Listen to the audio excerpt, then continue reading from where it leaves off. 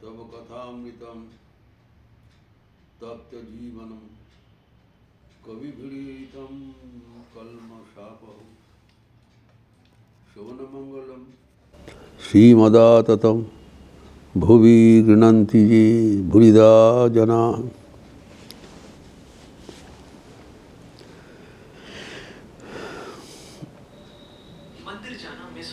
भक्त का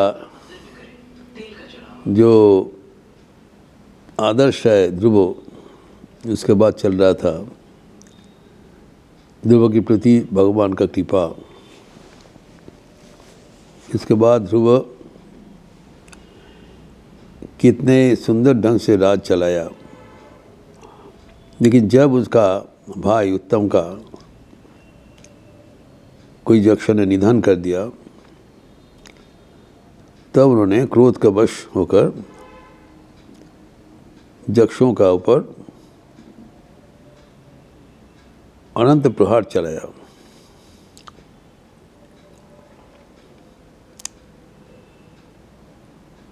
चारों ओर असंख्य यक्षों का तड़प तड़प के मरते हुए देखकर ध्रुव का पितामह सांबव मनु उपस्थित हो गए और दर्शन देकर कहा ध्रुव को, बेटा अभी बस करो, बहुत हो गए।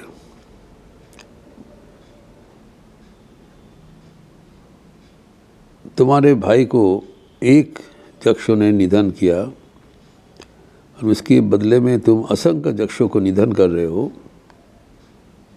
ये उचित नहीं है। क्रोध के वश में होकर कोई कर्म अनुचित है। क्रोध ही हमारे परम शत्रु है। श्रीमद् भागवत में उल्लिखित है सांबव मनु का उपदेश ध्रुव की प्रति। उन्होंने कहा, इस जड़ शरीर को आत्मा समझकर इसके लिए प्राणियों की हिंसा करना वैष्णव जनचित नहीं है। भगवत परायण व्यक्ति का यह अनुचित है। अगर हमारे से कोई बलवान है और उत्तम है, उनके प्रति सहानुभूति संपन्न होना चाहिए।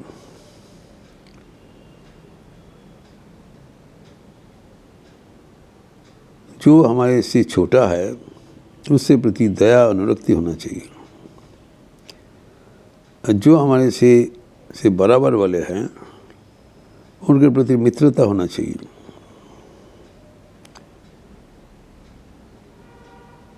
एवं जो हमसे उतना करीब नहीं है, साधारण व्यक्ति, उनके प्रति समता भाव रखनी चाहिए और सबके कल्याण के लिए भगवान के चरणों में प्रार्थना करना चाहिए। इसी करने से जीवन भगवत केंद्रित रहता है। तो क्रोध सदैव परित्यज्य है। दूसरा बात बताया सांबव मनु ने, देखो वत्स, ये हमारे कुल का रीति नहीं है। इतना हिंसा और इतने यक्षों को मारकर तुम कुबेर के पास अपराधी बन गए। कुबेर उनका राजा है। तुम कुबेर के पास जाओ और क्षमा प्रार्थना करो।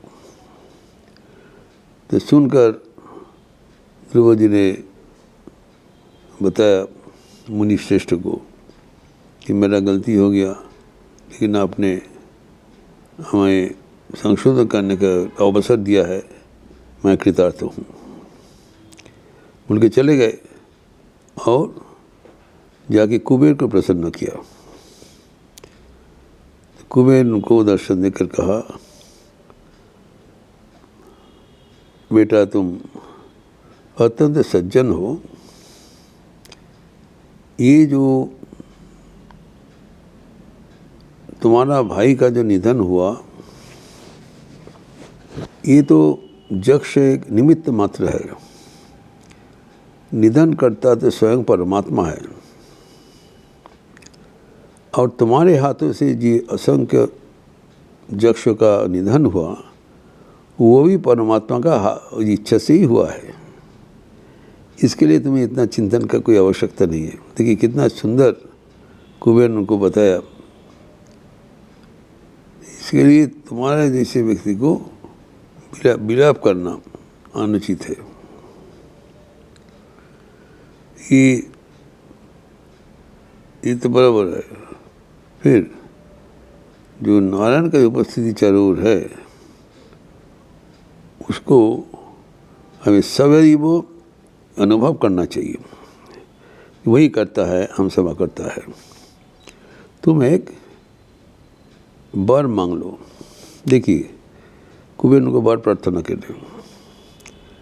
तब ध्रुव जी ने बताया आप ऐसी वर दीजिए ताकि हमारा श्रीहरि का सदैव अखंड स्मृति रहना चाहिए।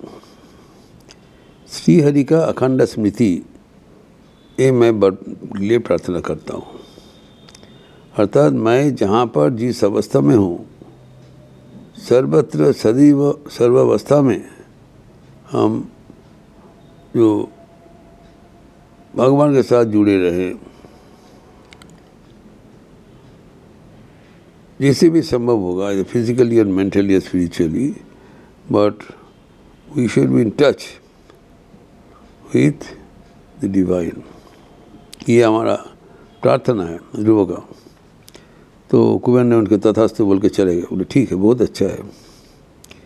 इसका अनंतर ध्रुव ने भगवान को नाम स्मरण करते हुए सब कुछ उन्हीं का कर्म समझते हुए सुचारू रूप से उनको राजत्व चलाया। लेकिन जब सांकेतिक रूप से 36,000 साल बीत गए तब उन्होंने सोचा कि सब कुछ काल का गर्त में जा रहा है, हमें भी अभी भगवान की ओर जाना चाहिए। तो उन्होंने आपका जो राज्यभार उनका पुत्र उत्कल का ऊपर समर्पण कर दिया और राज्यभार से विरति लेकर वो बद्रिकाश्रम चले गए। बद्रिकाश्रम जाकर उन्होंने प्राणायाम इत्यादि अवलंबन करके मन को संयत किया, नियंत्रण किया, एवं वही नियंत्रित मन को लेकर वो भगवान को दुष्चर आराधना में लिप्त हो गए। तो उनका जो भगवान का आराधना में जब उधर कर रहे हैं तब चारों ओर एक शांति एवं पवित्रता का वातावरण सृष्टि हो गया। तो ध्रुव जी भगवान का आराधना कर रहे हैं। तब कुछ समय बाद देखा गया एक चंद्रमा के जैसे एक द्युतिमान कोई आकाश मार्ग से आ रहा है। तब जब नज़दीक आया तब देखा जो वहाँ पर एक विमान में आरूढ़ होकर 2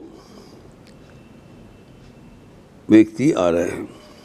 तो जब उतारा तब देखा जो वहाँ पर जो चतुर्भुज श्याम वर्ण का नंद श्रीनंद भगवान का 2 पार्षद जो विमान का चालक है करके आ रहे हैं, ये इसको लेने के लिए। जो आपका इतना जो ध्यान कर रहे थे, इतना कर रहे थे, तो ध्रुव को लेने के लिए आ गया। तो उनको देखकर ध्रुव को बहुत प्रसन्नता हुआ, उनका प्रणाम किया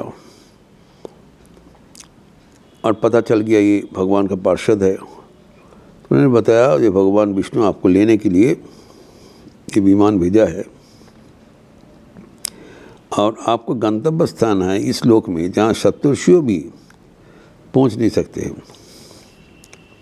इतना ऊंचा मर्यादा आपको दिया, उन लोग नीचे से देखते हैं, वहाँ ऊंचा मर्यादा आपको दिया है क्योंकि आप भगवान के अनन्य भक्त हो।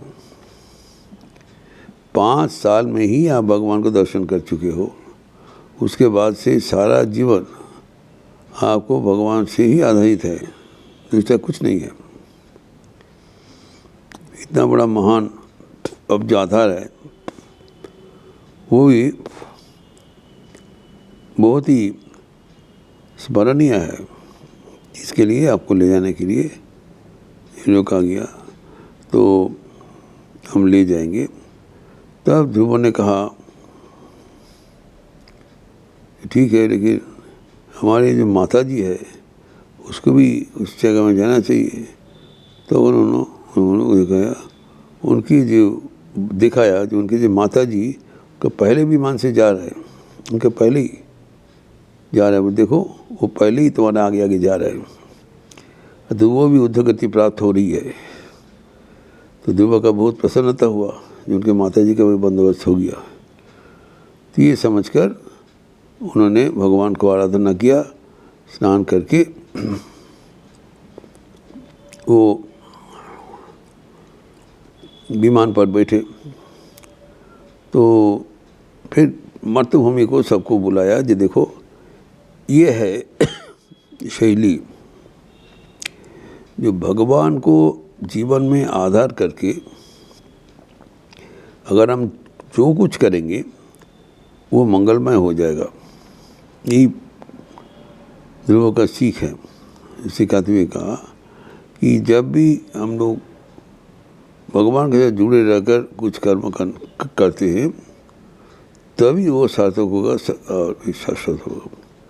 और भगवान को हट कर कोई कर्म करें ये ठीक नहीं होगा।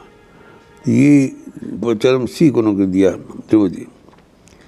और तब विमान में बैठे तो उनको लेके विमान में चले गए। तो ध्रुव का जो उपाख्यान है ये सबके लिए सदैव के लिए एक परम आदरणीय दृष्टांत है कि उम्र से कुछ नहीं बनता है। अगर हमें जो कुछ प्राप्त करना है वो भगवान को पुकार के उनके आधार पर करें तो जो भी कुछ हमारा प्राथमिक उद्देश्य हो वो आखिर में भगवान भी मिल जाता है। ध्रुव जब तपस्या किया वो भगवान को पाने के लिए तपस्या नहीं किया। उन्होंने अपना जो राज का उन्होंने अंश जो है वो राजा का बेटा है, वो अपना राज्याधिकार प्राप्त करने के लिए उनको जो पिताजी वो बीमा था उनको वंचित कर दिया। बोले नहीं, आपको ये राजभोग खाने के लिए हमारे कोख में आना पड़ेगा। You have to be reborn as my child. ये सोचकर ध्रुव ने बहुत ही क्रोधित हुआ और इसका समाधान करने के लिए ही वन में गया था। लेकिन जब भगवान का दर्शन हुआ तो दूसरा कुछ समाधान हो गया।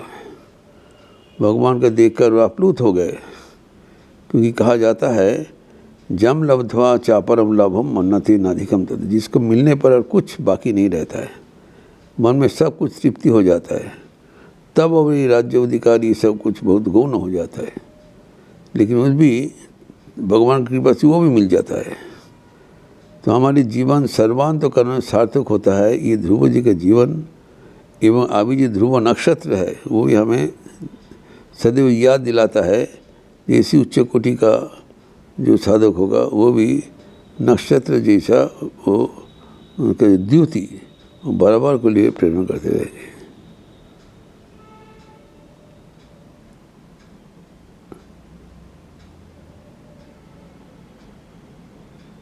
आज जो रामकृष्ण मठ में जो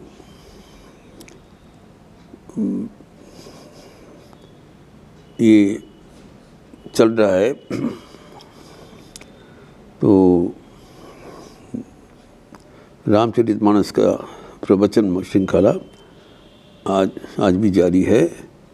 शाम को संध्या नीति के बाद होगी और उसमें से राम राज्य का जो आधार वो है श्रीमान भरत जी। इसके पर दिल्ली से आए हुए उमाशंकर भैया जी प्रवचनकार कथा सुना रहे हैं।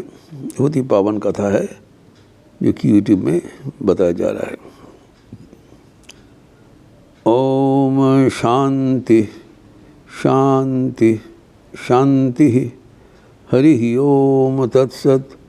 श्री राम कृष्णार्पणमस्तु। अगले दिन फिर ये अवतार प्रसंग का दूसरा कुछ चैप्टर हम गजेंद्र मोक्ष के बारे में सुनाएंगे। आप सबका स्वागत है। अच्छा रहिए, स्वस्थ रहिए, आनंद में रहिए। नमस्कार।